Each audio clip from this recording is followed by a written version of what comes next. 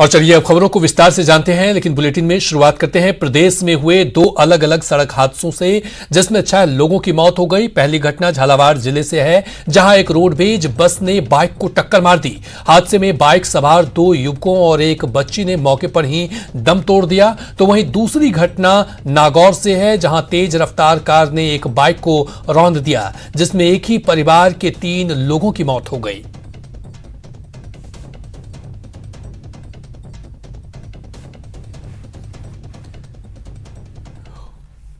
उधर अगली खबर चूरू से है। चूरू के बिदासर में सड़क हादसा हुआ है, आपस में टकराई है 2 बाइक। हादसे में 2 युवकों की मौत हो गई है। सारोठिया गांव के पास यह हादसा हुआ है।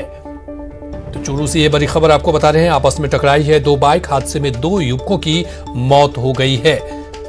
सारोठिया गांव के पास यह हादसा हुआ है।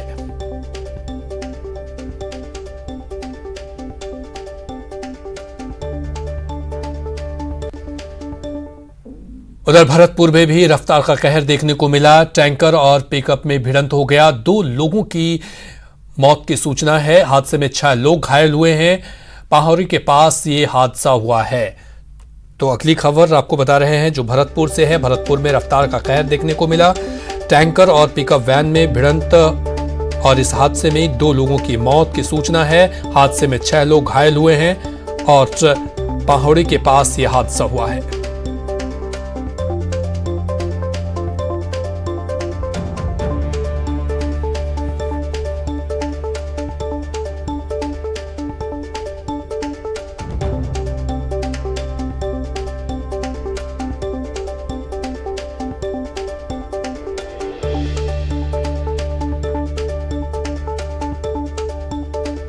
तो चूरू में भरतपुर से ये खबर आ रही है, जहां पर रफ्तार का कहर देखने को मिला।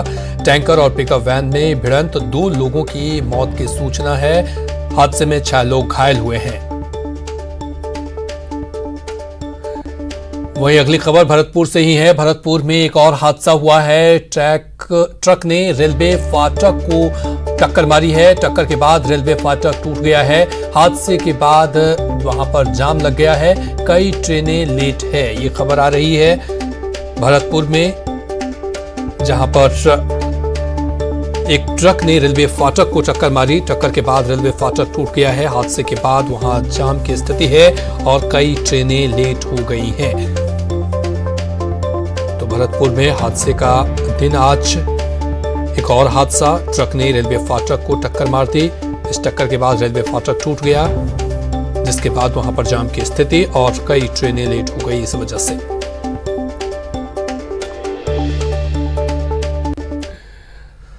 और अगली खबर झालावाड़ जिले से है, जहां खानपुर थाना क्षेत्र के बाघेर घाटी इलाके में एक रोडवेज बस ने बाइक को टक्कर मार दी। हादसे में बाइक सवार 2 युवकों और एक बच्ची ने मौके पर ही दम तोड़ दिया। घटना की जानकारी मिलते ही मौके पर पहुंची पुलिस ने शवों को खानपुर अस्पताल भिजवाया। वहीं इस हादसे के बाद पूर्व सीएम वसुंधरा राजे और सांसद दुष्यंत सिंह ने भी ट्वीट कर मृतकों के प्रति अपनी संवेदना प्रकट की। फिलहाल पुलिस ने घटनास्थल का मुआयना कर रोडवेज बस संचालक को डिटेन कर बस को अपने कब्जे में ले लिया है।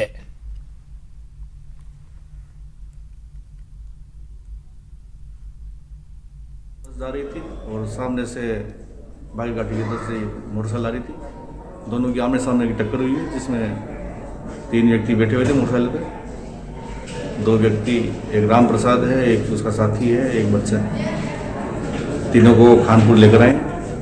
डॉक्टर साहब ने मृत घोषित कर दिया।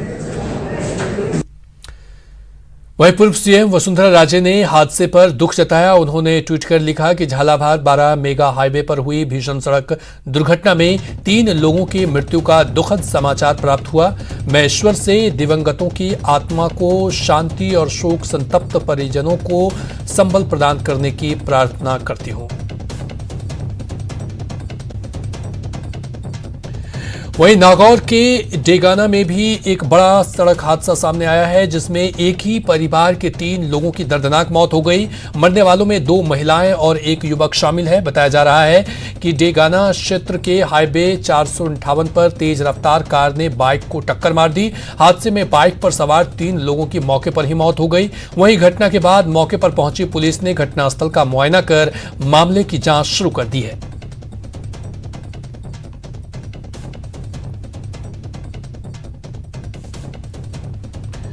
वहीं अलवर जिले से होकर गुजर रहे दिल्ली जयपुर हाईवे पर नीमराणा मोड़ के पास दो ट्रकों में भिड़ंत हो गई, जिसके बाद हाईवे पर लंबा जाम लग गया। बताया जा रहा है कि हाईवे के सड़क पर एक ट्रक पलटा हुआ था, जिसमें दूसरे ट्रक ने जाकर टक्कर मार दी, जिससे दूसरे ट्रक का चालक ट्रक के केबिन में फंस गया, जिसे नीमराणा पुलिस और हाईवे पेट्रोलिंग पुलिस ने केबिन में फंसे चालक को निकालने का प्रयास कर रही है।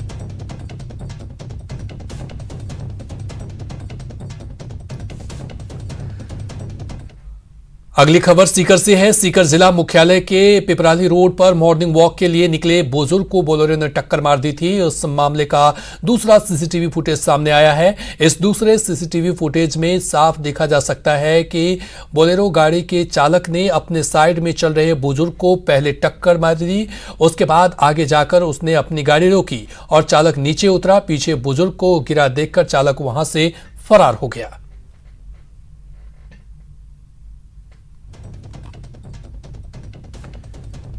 तो सीकर जिला मुख्यालय से ये खबर है, जहां पर हादसे का सीसीटीवी फुटेज सामने आया है। बुजुर्ग को बोलेरो ने टक्कर मारी और इसके बाद इस हादसे का सीसीटीवी फुटेज सामने आया है। सीसीटीवी फुटेज में साफ दिखा है हादसे को लेकर के किस तरह बोलेरो गाड़ी ने चालक ने अपने साइड में चल रहे बुजुर्ग को पहले टक्कर मारती है, उसके बाद आगे जाकर उसने अपनी गाड़ी रोकी और चालक नीचे उतरा और फिर बुजुर्ग को गिरा देखकर ड्राइवर जो था वहां से फरार हो गया। तो सीकर हादसे का यह दूसरा सीसीटीवी फुटेज सामने आया है। बुजुर्ग को बोलेरो ने टक्कर मारी थी, उसका सीसीटीवी फुटेज सामने आया है। अशोक हमारे साथ और अधिक जानकारी के साथ जुड़ चुके हैं। अशोक, एक हादसे का सीसीटीवी फुटेज जिस तरह से सामने आया है, इसके बाद साफ साफ इसमें दिख रहा है कि किस तरह से बोलेरो ने बुजुर्ग को टक्कर मारी और इसके बाद बोलेरो चालक वहां से फरार हो गए। पुलिस क्या कुछ कह रही है? क्या बोलेरो के जो ड्राइवर है उसकी गिरफ्तारी को लेकर के क्या कुछ रणनीति अपनाई जा रही है? देखिए कल्याण, मैं आपको बताऊं कि जिस तरह से पहला सीसीटीवी फुटेज सामने आया था, उस सीसीटीवी फुटेज को देख के बिल्कुल ये साफ लग रहा है कि कहीं ना कहीं इसमें साजिश हो सकती है, क्योंकि जिस तरह बुजुर्ग अपनी साइड में मॉर्निंग वॉक के लिए जा रहा था और पीछे से जो रॉन्ग साइड में आके बोलेरो ने टक्कर मारी है, तो उसकी जो स्पीड देख के इस बात को अंदाजा लगाया जा सकता था कि कहीं ये सामान्य हादसा तो नहीं है, साजिश भी हो सकती है।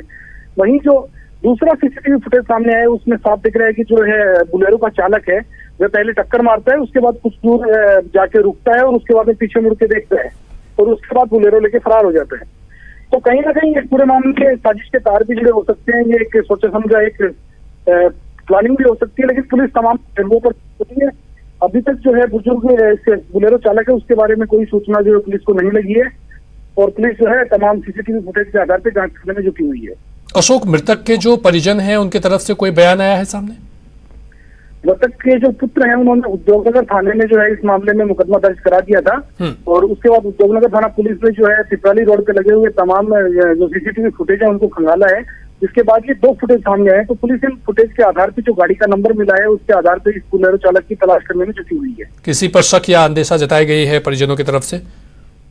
नहीं, अभी किसी पे शक या अंदेशे की तो कोई बात नहीं आई है, क्योंकि अभी केवल पुलिस का जो आधार है वो केवल एक सीसीटीवी फुटेज है। इस फुटेज के आधार पर ही पुलिस जांच में जुटी हुई है। बहुत बहुत शुक्रिया तमाम जानकारी के लिए अशोक। तो सीकर जिला मुख्यालय से पिपराली मोड़ पर मॉर्निंग वॉक के लिए निकली बुजुर्ग को बोलेरो ने टक्कर मार दी थी। उस मामले में दूसरा सीसीटीवी फुटेज सामने आया है, जिसके बाद पुलिस मामले की जांच में जुट गई है। और अगली बड़ी खबर प्रतापगढ़